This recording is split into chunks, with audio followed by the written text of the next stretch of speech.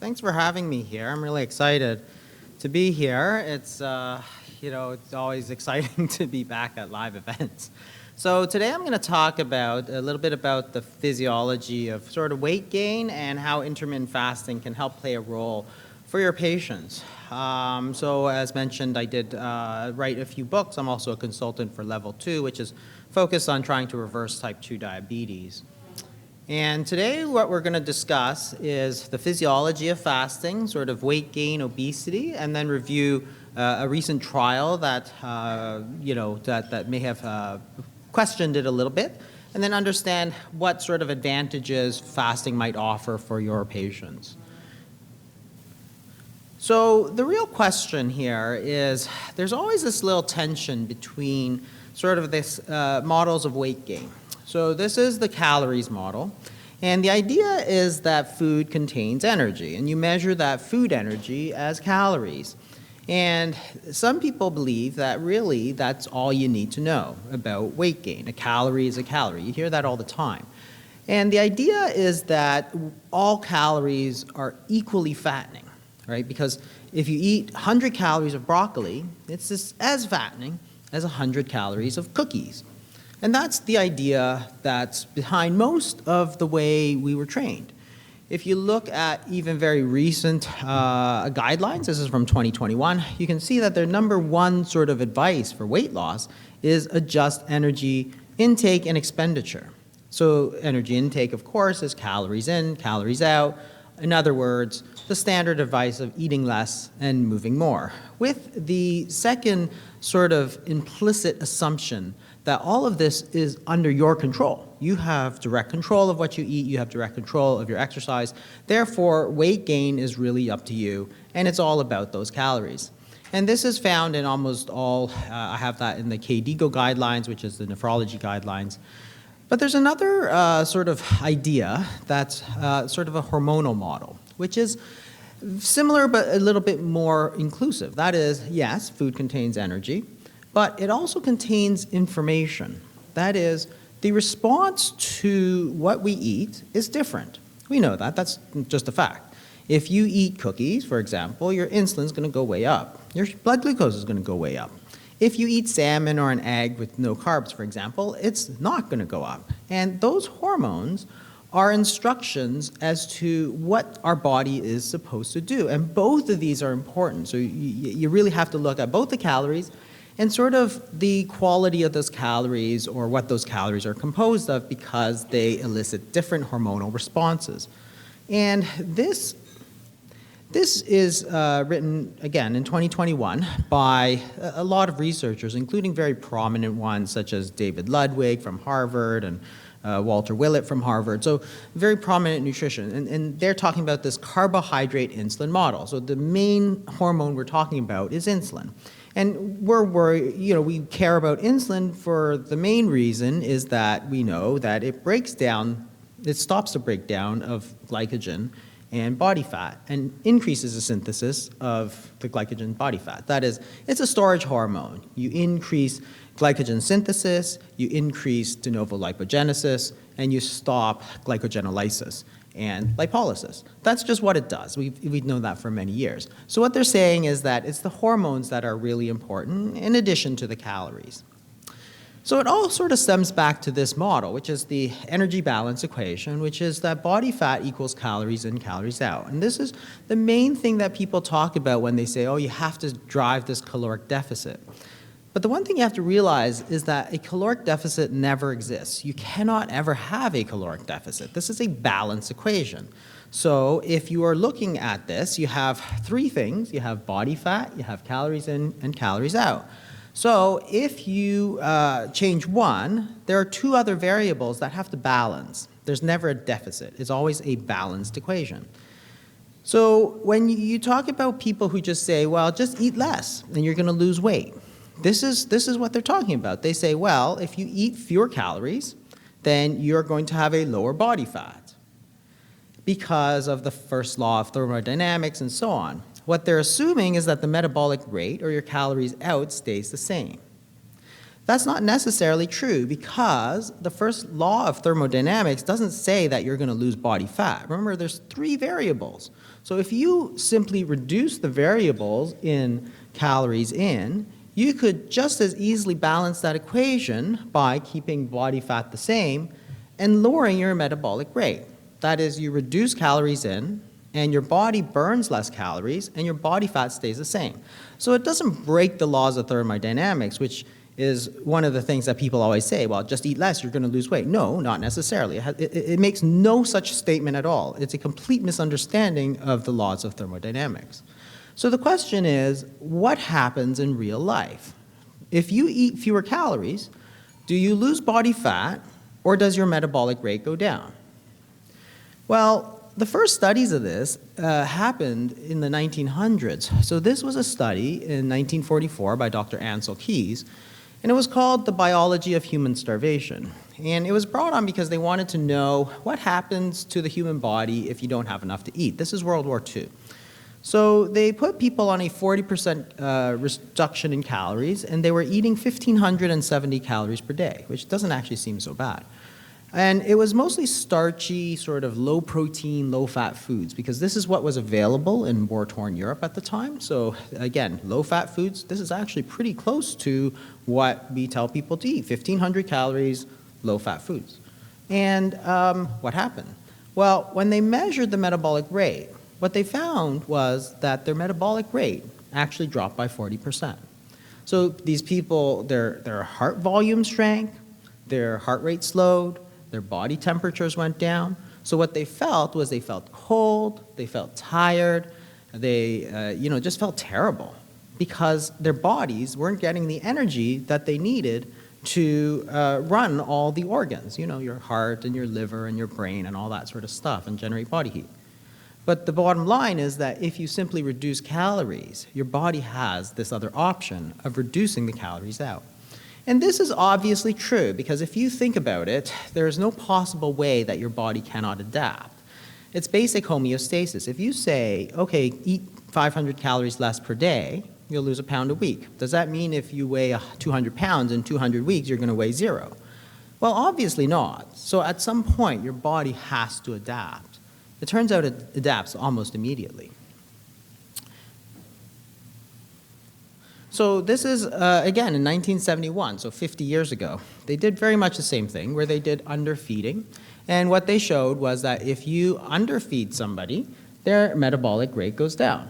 So 10 to 20% reduction in your metabolic rate. And this is shown again and again. So this is the Biggest Loser study, where it's an American reality series, and they basically were competing to lose weight. And what they found is that as they lost weight, the metabolic rate just kept going down and down. The diet, of course, was a calorie-restricted diet. And even though they tried to make up for this decreasing metabolic rate with more exercise, at some point they weren't able to keep up that exercise, and it didn't really affect the metabolic rate, because how much you exercise doesn't affect your metabolic rate. Remember, when you're exercising, you're going to exercise your skeletal muscle, but you're not exercising your liver, you're not exercising your lungs, you're not exercising your kidneys. So the amount of energy that it's using is not changed. And it's going down as you eat a calorie-reduced diet. So this is sort of well known. Even by 1991, so 30 years ago, they did a meta-analysis of 29 studies, basically all showing the same thing. What is the relationship between caloric restriction and change in resting metabolic rate? Remember, that's your calories out. What's your relationship between calories in and calories out? And you can see that almost all of them show a decrease in metabolic rate of between 10 and 20%. So their conclusion is that the first statement, which can be made with some certainty, is that a decrease in energy expenditure is a universal response to energy restriction. In other words, if you just eat less, your body is just going to burn less, which is going to keep body fat relatively unchanged. And that's exactly what we see. Clinically, that's exactly what we see. So then the sort of flip side is, what if you just exercise more? That's going to make you lose weight, right? And again, people say, well, if you increase the calories out, you're going to lose body fat. It's just the first law of thermodynamics. But again, it's not. there's 3 variables. So you can change your body fat, which would be great, or alternatively, your body fat could stay the same and you could simply eat more. So increase calories out, maybe you increase calories in. And that's going to negate any benefit in terms of body fatness. And again, it doesn't break any laws of thermodynamics. So anybody who says, it's breaking the laws of thermodynamics doesn't actually understand physiology because there are 3 variables. So the question is, what happens when you exercise? Well, they did a meta-analysis. This was very recent, from 2021. And they did all these sort of exercise training interventions and what effect does it have on energy intake. So they included 48 studies, but a lot of them were very poor quality. So when they threw most of the poor quality out ones, they were left with these studies. And when you sort of put them all together in a meta-analysis, what you find is that when you exercise, you are left with an increase in hunger. And if you're hungrier, you're going to eat more. That's just a natural thing. And that's why they say you work up an appetite. They don't say it for no reason. During acute exercise, your appetite goes down. When you're playing soccer or something, you don't go, wow, I'm really hungry, because you're busy. But afterwards, that's when you start to feel it. And that increase in hunger is going to naturally lead to an increase in calories in. And that's how you get results like this. And this was done at Harvard, and they looked at the sort of estimated energy gap. So when you do certain activities, are you going to be positive calories or negative calories? So this is watching TV. So you say kids, you have them watch TV, and you calculate how much energy is going in, how much energy is going out. And they're actually positive 100 calories per hour. So that makes sense. You watch TV, you gain weight. Well, that's almost the exact same as when you do mild exercise. When you do mild exercise, the overall net effect is positive 99 calories per hour. It's not going down. You're not losing weight because you're in a positive energy balance. And it's because you're hungry. That's the only way you can do it, because the actual exercise, of course, doesn't lead to weight gain. And even playing video games is positive. That makes sense. But you have to get to sort of moderate exercise before you're neutral. And then if you get to very intense exercise, then you can start to get negative. But this sort of, just do a little bit of exercise, it's not really very effective advice, and it doesn't break any laws of thermodynamics. And there's one other thing in terms of calories out, which is that it's not just the exercise, but your metabolic rate. So your calories out is 2 things. If you increase your exercise, you might get more hungry, but the other thing that might happen is your metabolic rate may go down to compensate. So this is a model which we all think happens, which is the standard model here, which is the additive model on the left. And what that says is that you have a baseline sort of metabolic rate, and you simply add the exercise. And the more exercise you do, the more energy you expend. There's another theoretical model, which is the constrained model, which is that at some certain point, any additional exercise is simply going to be matched by a decrease in your resting metabolic rate. And what they did here, and this was, again, fairly recent, 2016, they measured exactly that. What happens with exercise, and they used doubly labeled water. They used 5 populations of 332 adults.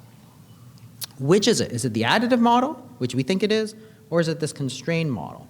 And it turns out it's constrained.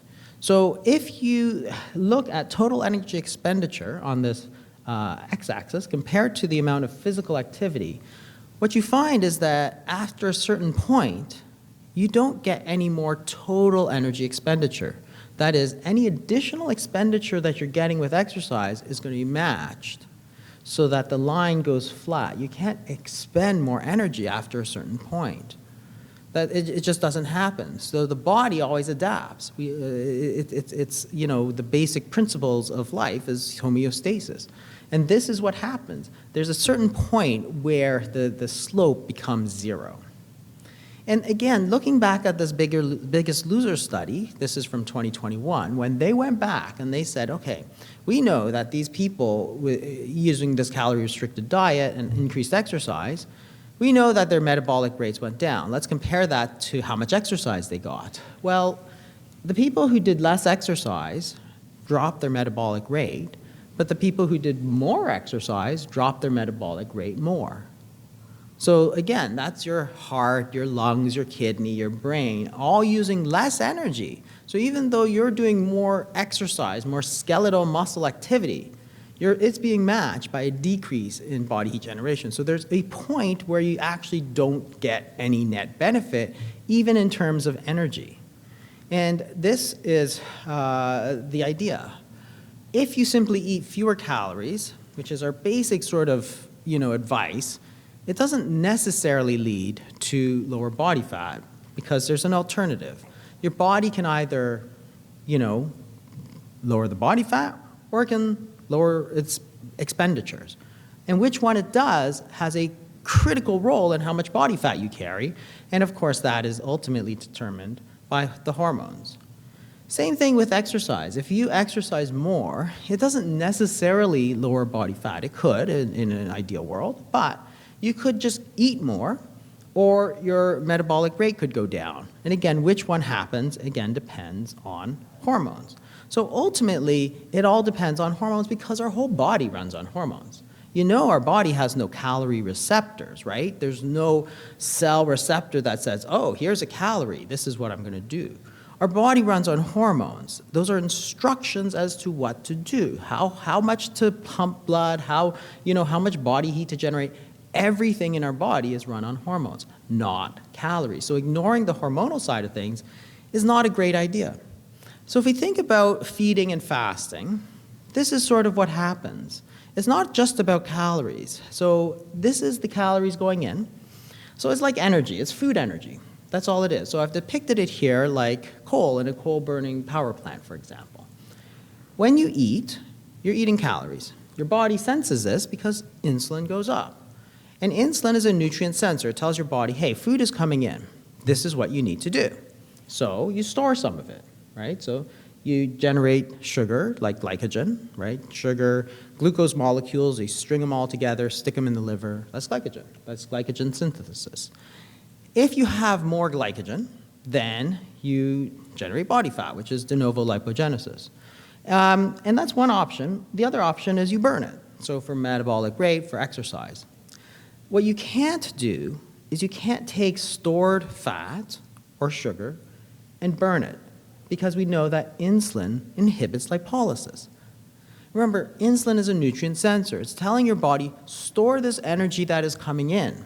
You don't want to burn your stores. You want to put more in, right? You can't put stores in and take stores out at the same time. That's just working against yourself. So insulin is going to tell your body, go in. So what you cannot do when insulin is high is burn body fat. That's just basic. And this is, again, just, we've known it for a long time. This is just one of the most basic functions of insulin is to inhibit lipolysis. It's only when insulin starts to fall that you disinhibit the lipolysis. Then you can break down your glycogen, which is glycogenolysis, right? You take the glycogen, which is chains of glucose, you break it all up, throw that glucose back into the blood, and you have a source of energy. That's the reason you don't die in your sleep every single night. But it depends on this insulin falling to get that back out. Or if there's not enough glycogen, then you break down triglycerides and use it as a source of energy. So you take your stores and you burn it. But that depends on the insulin falling. One of the ways you can do that, of course, is fasting. That's how you're normally supposed to do that. So as insulin falls, remember, other hormones go up. And these are the counter-regulatory hormones. These are going to take energy from its stores and push it back into the blood. And this includes the sympathetic nervous system, so mediated by the vagus nerve, noradrenaline, growth hormone, and cortisol. All of these are basic counter-regulatory hormones, and they all go up as insulin starts to fall, and that's going to have an effect, because if you are going to stimulate the sympathetic nervous system by noradrenaline, well, your metabolic rate is going to stay more stable because you're stimulating the system. So that's its basic function, is to take the energy out. So if we think about weight loss, we think about these three variables, let's think about how we're trying to lose weight. If you simply restrict the calories, but you're keeping your insulin levels very high, you're eating low-fat foods, so high carbohydrates, you're eating constantly from the minute you get up to the minute you go to bed, insulin is going to stay up. So in a steady state, you're going to have 2,000 calories going in, 2,000 calories coming out. Now you want to lose weight. So you reduce it by dropping it to 1,500 calories per day. Well, insulin stays high, you still have 2,000 calories here, so you're not in balance. You cannot have an imbalance. So where are you going to get the extra 500 calories from?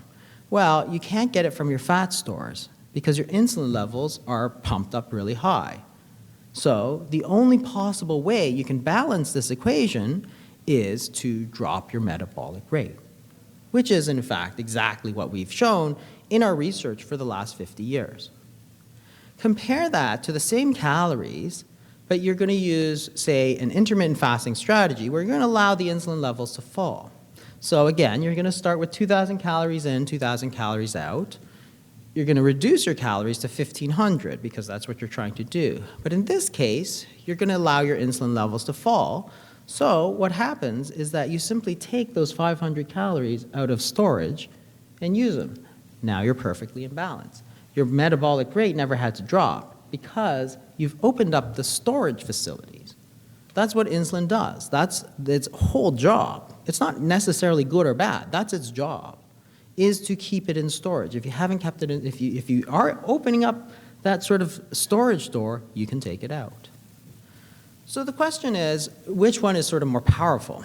And this was a very interesting study done a few years ago, where you said, well, let's think about these hormones versus the calories. So let's keep the insulin levels high, but reduce our calories. What's going to happen? Well, if you believe all in the calories in, calories out model, you'll say, well, you're going to lose weight because you reduce calories. As opposed to the hormonal model, which is going to say, well, you're going to gain weight because insulin levels are high. And that's the main driver of weight gain because our body runs on hormones. So this is the study. They did it in type 2 diabetics. And basically at time 0, they were on 0 insulin. Over 6 months, they bumped up the insulin to 100 units a day, so quite a lot. And at the same time, they reduced the calorie intake from about 2,000 calories to 1,700 calories, so 300 calories per day less. So you're going to expect, over 6 months, a significant weight loss if it's all about calories. So what actually happened, which shouldn't be a surprise to anybody who's prescribed this, is that they gained 20 pounds, even as they reduced their calories. So it was never about calories in, calories out. The insulin is telling your body, hey, store this calories as fat. So therefore, the rest of the body simply has less energy to burn. That's the only way that you can actually gain weight while eating fewer calories. So in the whole scheme of things, both calories and hormones are very important. You shouldn't focus on calories and ignore the hormones, and you shouldn't focus on hormones and ignore the calories. And the main hormone we have to think about is insulin. So intermittent fasting is probably the most efficient way to get your insulin levels down because you're eating 0, and you can't get lower than 0. Low carbohydrate diets are going to come very close, but it's not going to come as close as fasting. But what you shouldn't do is sort of say, oh, I'm going to fast, but then I'm going to eat whatever I want. Because if you simply fast and then overfeed, you're getting the hormone part right, but you're not getting the calorie part right, because energy is still part of the mix there. You have to get both right in order to do it. So this is the most recent study, which was in the New England Journal of Medicine probably 2 months ago. And what they did was a calorie restriction with or without time-restricted eating. So, so here's a good study, right? Calories or calories plus intermittent fasting, which is time-restricted eating. And so both groups were calorie restricted. And at 1 year, they said, well, there's no statistically significant difference, so therefore, it's not really the fasting that's important, it's all about calories. But you have to look a little deeper into what they actually did here. You can see that at 6 months, it was the between group difference was 0.5 kilos. At a year is 1.8 kilos, so the difference is increasing, but it's not statistically significant. So when it's not statistically significant, the first question you have to ask is, well, is it just underpowered? Because there's an effect there, but it's not statistically significant. So is it just underpowered? And of course, the media went crazy. The New York Times and everybody else said, well, there's no benefits to time-restricted eating. And the problem is that it really was kind of underpowered, because when they did the power study, they calculated that they had to be able to show an extra 2.5 kilogram difference between the two groups in order for this study to be positive. But if you look at the fasting time, they only went from 13.8 hours to 16 hours. So you had a 16% increase in your fasting time, given that the control group lost 6.3 kilos, which is pretty good actually. To get an additional 2.5 kilos means you have to have an additional 40% benefit. So if you're thinking that you're going to just increase the fasting time by 16% and get a 40% difference in weight loss, it ain't going to happen. So it was really underpowered, and that's the real problem with jumping to the conclusion. The study is the study. I think I'm all for studies, but you simply can't conclude that there's no benefits because the increased weight loss was only 28%, and therefore they said negative. But clinically, that could still make a big difference. We know that small amounts of weight loss can make huge differences in terms of metabolic health. The other problem is that the way they did the study was that when you're comparing two things, A and B, if they're independent of each other, then you can do a study like that, A plus B versus B alone. However, you can't do that when the study is A causes B, which causes C. So if you're keeping B fixed and then measuring C, they're going to be the same. But it doesn't mean that this is irrelevant, because this is the ultimate cause. So you have to treat the root causes in order to be successful. So for example, if you have a drug such as semaglutide, which causes you to not eat fewer calories, and that causes weight loss. Well, we know it's a very good weight loss drug. That's been published and so on. But it's the drug that allows you to have fewer calories. If you simply fix the fewer calories and show the same weight loss, you can't conclude that the semaglutide had no benefits. The benefit was that it allowed you to eat fewer calories on a more successful basis. And it doesn't mean semaglutide has no benefits, and that's exactly the same problem with time-restricted eating. If it's time-restricted eating that allows you to eat fewer calories, then that's still a benefit, because you can't do that so easily by itself. And we have many studies that show that if you simply restrict the time that you're eating, you're going to eat less overall. This study, for example, which is in Cell Metabolism, they did something very similar. They took 4-hour versus 6-hour time-restricted eating versus control. And what they found, of course, was that without telling people to eat fewer calories, they ate fewer calories. So the time-restricted eating resulted in about a 500 calorie per day less, without people sort of knowingly counting calories or doing it. So it's that time-restricted eating, because obviously if you have less opportunities to eat, it's going to be easier to eat less. If your rule is don't eat after 6, then you're not going to be as tempted to go out and have, some chips or something in the late night, because that's your eating rule. So it's the time-restricted eating that is allowing you to do that. The thing is that you always have to think about these ultimate causes, because if you say something like, oh, well, the problem is you have an emotional eating problem, which is causing you to eat too many calories or is causing weight gain. You can't say, well, that's irrelevant, because that's your root cause. Or you're eating too much sugar, you're eating too much, too much, or bad habits. You always have to treat the root cause. And that's the most important thing if you're going to be successful. The second thing is that this is a more comprehensive. That is, this is why they're gaining weight, but this is why they're doing that to gain weight, right? So you're going that sort of one level up. Yes, you're eating too many calories, but why are you eating too many calories? Maybe you have too much opportunity to eat calories, and that's your problem. And by restricting that time, you're going to be more successful. It doesn't mean that there's no benefits here. I mean, just saying, treating this is like saying to somebody who's depressed, oh, just cheer up. Like, it doesn't work like that. You always have to understand your root causes, and if your root cause is that you're having too much time, too much opportunity, then fix that. And that's what time-restricted eating does.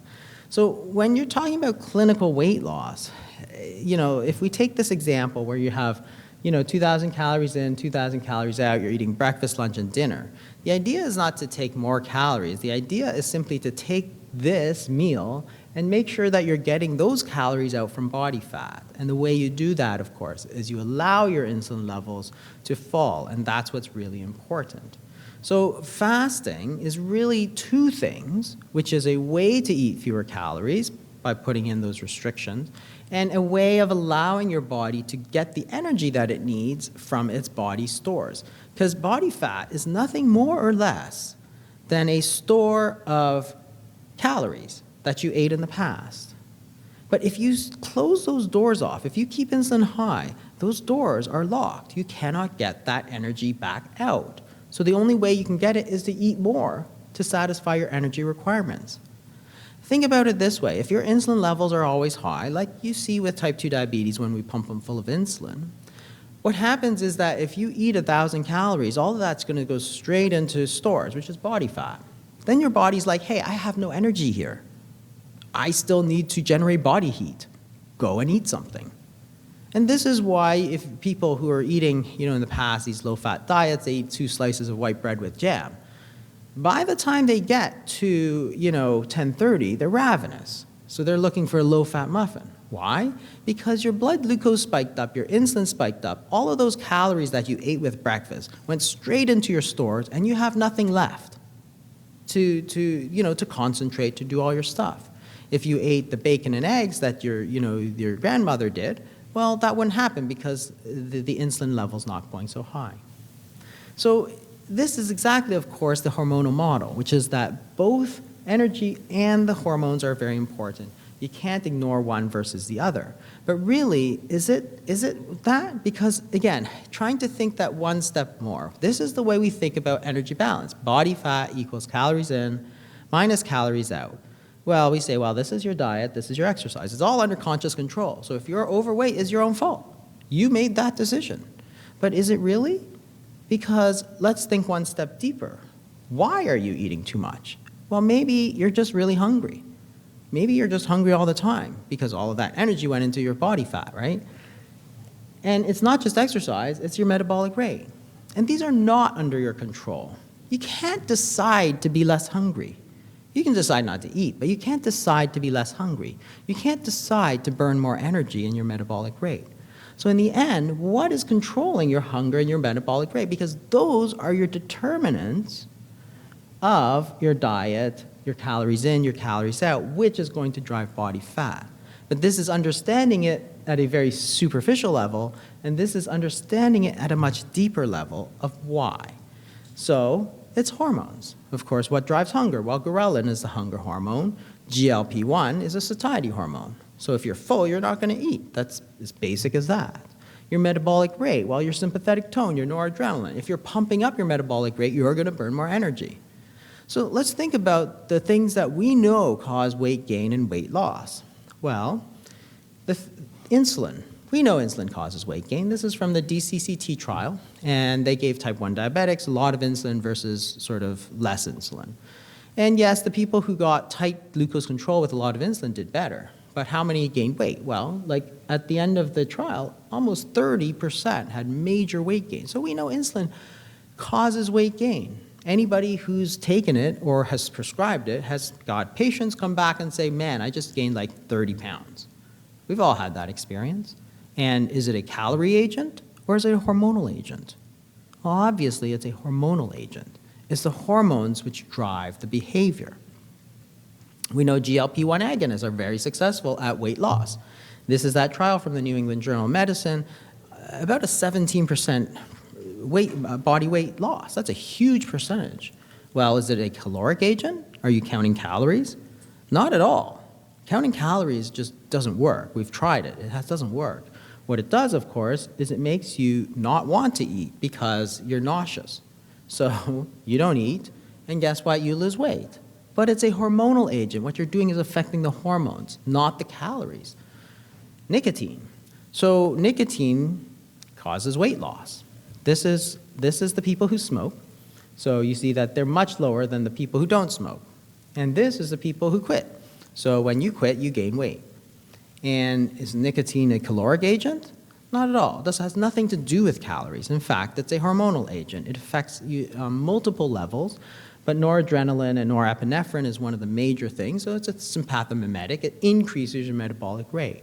At the same time, it has effects on gabapentin and so on, the GABA receptors to decrease appetite and increase satiety. So people who smoke just aren't as hungry. At the same time, they're bumping up their metabolic rate, so therefore, they're going to lose weight. And they sustain it. You see that. They sustain it. When you quit, you gain that weight right back. But it's a hormonal agent. So the two things that are going to drive your weight gain is hunger and metabolic rate. Forget calories in, calories out, because that's a very superficial understanding. You have to understand hunger. Are you more hungry? If you're more hungry, you're going to eat more. Well, how does fasting affect hunger? Well, this is ghrelin. So ghrelin is a hunger hormone, and you can measure it if you fast. So this is a study. They fasted people over 24 hours, and they measured ghrelin. So they have 3 spikes. Most people have 3 spikes: lunch, dinner, and breakfast. The interesting part is what happens if you don't eat lunch, for example. So you're busy, you're in the OR, you're busy, you miss your lunch, you're hungry.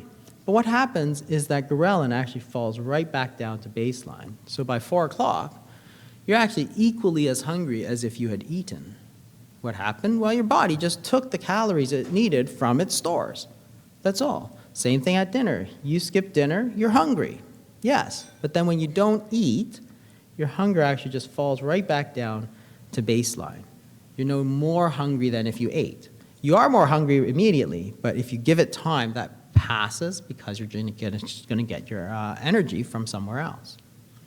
This is over multiple days of fasting. What you see is that you get this up and down, but over 2, 3 days, 4 days, ghrelin actually starts to go down. The effect on ghrelin in terms of clinically, this is a study which they compared caloric restriction versus alternate daily fasting. And when you measure ghrelin, what you see is that this is a p-value of 0.048, so significantly different. Those people who just did caloric restriction increased their ghrelin, which means that they are more hungry. So if you're just restricting calories, you're more hungry. It's not some psychological voodoo thing.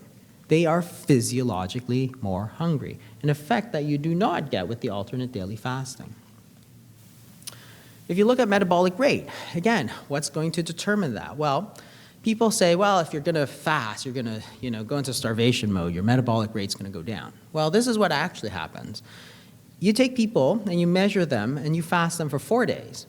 At day 0, this is their weight. It's steadily going down. This is their resting energy expenditure, so how much they're burning, and this is their VO2, so the amount of work that they're actually doing. So after 4 days of not eating, what you see is that they're burning about 10% more calories than they did at day 0. Your body's not shutting down. It's ramping itself back up. And again, why? It's basic physiology. Your sympathetic tone has gone up, your noradrenaline has gone up, and that's why. Interestingly enough, growth hormone has also gone up, which is very interesting because you'd think, why is growth hormone going up? Well, again, when you start to eat, you want that growth hormone up so that you are able to maintain your lean mass. This is, again, another study looking at human adipose tissue after 72 hours of fasting. So this is noradrenaline. So noradrenaline's just pumping itself up. That's the effect. And so when you look at resting energy expenditure, what happens? How much energy are you burning? You've gone from 1684 to 1729. After 3 days of no food, you're burning more energy than on day 0. So this whole idea that, oh, you're going to kill your metabolic rate is actually completely false. Because if you understood the hormonal effect of fasting, you would say, no, it should be the exact opposite. You should be going up. And that's what all our physiologic testing is showing. And once again, this is that study comparing 32 weeks of alternate daily fasting versus calorie restriction. And again, you see calorie restriction with a p-value of 0.045 means that they have dropped their metabolic rate. They're burning about 76 calories less per day with calorie restriction. First is the alternate daily fasting, which is a p-value of 0.4, not significant. So if you're just trying to do calorie restriction, you're going to be more hungry, so you're going to increase your calories in. At the same time, you're going to be burning fewer calories because your resting metabolic rate went down. What's that going to do to body fat? Well, you just have to look at the energy balance equation. Increase calories in, lower calories out, you're going to gain body fat through calorie restriction. And of course, this is the standard advice we've been giving for 50 years, the one that's been so unsuccessful. If you want to be successful, you have to be able to decrease hunger and increase metabolic rate. So this was a very interesting study. of how do doctors lose weight. So they took a poll of 900 female doctors and said, what do you use to lose weight, and what do you tell your patients? And these people were pretty successful, actually. So they weren't that overweight, but body mass index of 24.9. And they were able to lose 13.2 pounds on average. What did they do? Well, 75% of them use intermittent fasting. They didn't tell their patients to do it, like 25, 30%, but they did it for themselves. Why? Because if you want to lose weight, you're not going to go for that strategy that just doesn't work. You're going to go for the stuff that works, which is intermittent fasting.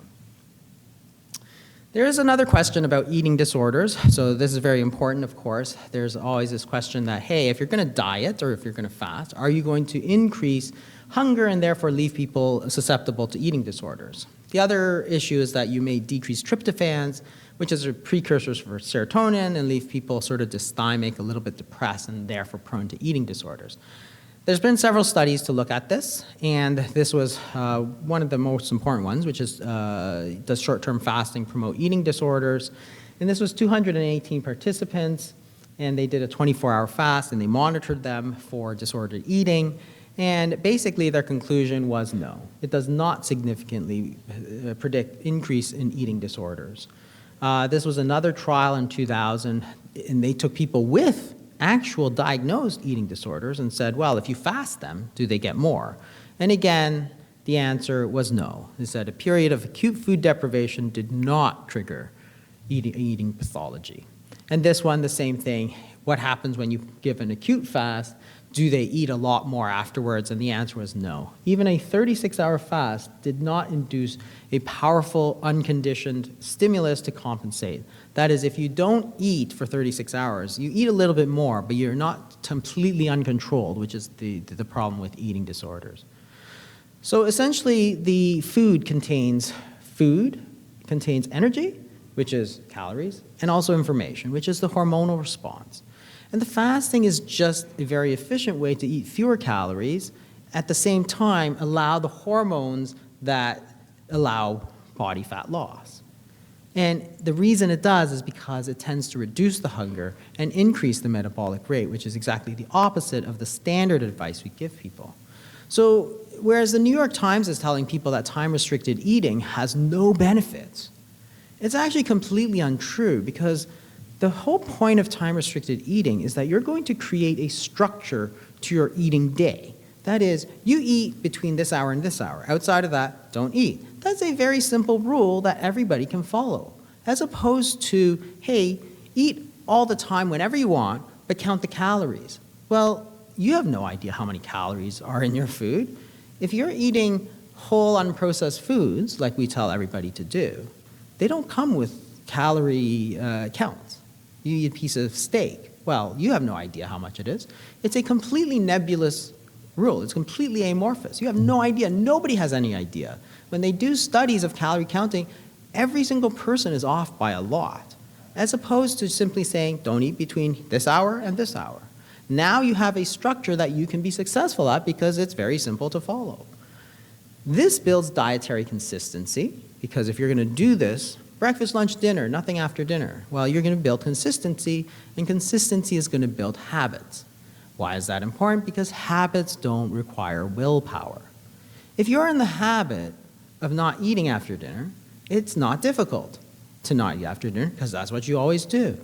That's the point. You want to build consistent dietary habits so that you can be successful without doing anything, because that's just your baseline.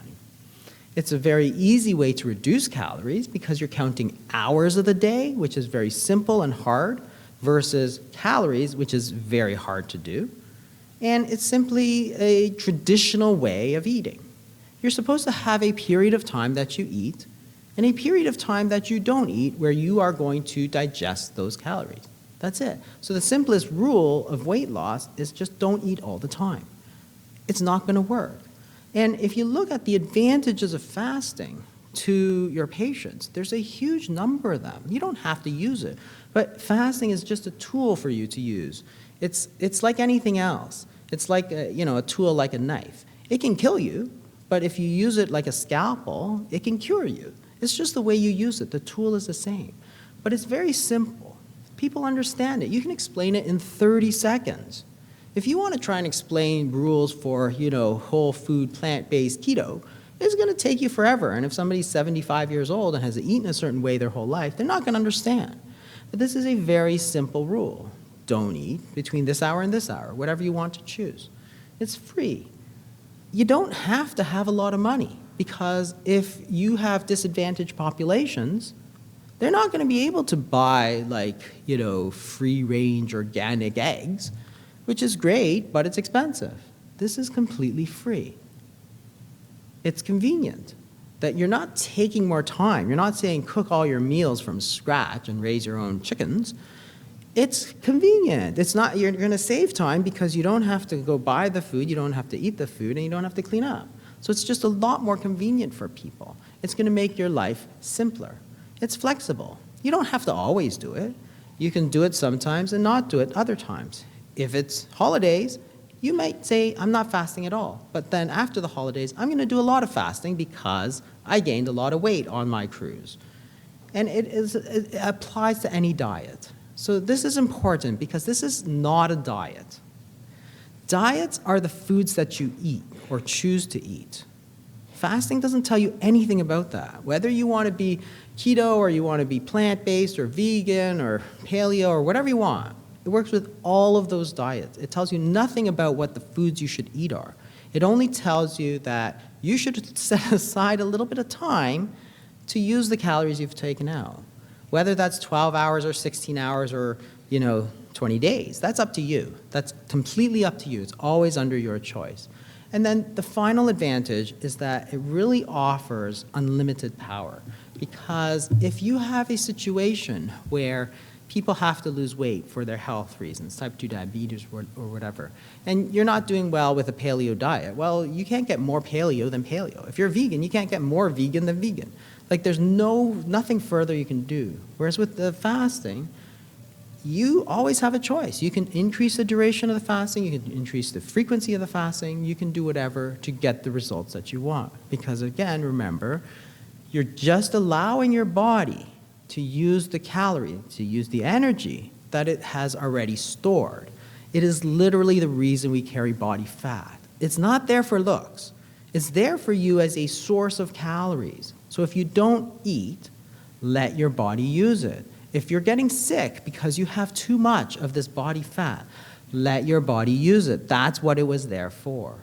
And that gives you sort of unparalleled options in terms of treatment of patients, because now you can change so many different things. Not only can you change the diet, but you can change the fasting time, you can change the duration of the fasting, the frequency of the fasting, whatever you need to tailor it to your patients.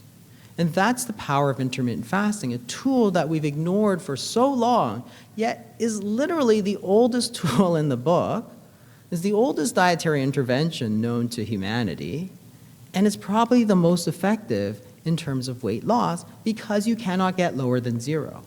So most diets restrict some foods. Fasting restricts every single food. So as long as you're doing it, you're understanding it, this gives you a very powerful tool to treat your patients and make them better. Thank you.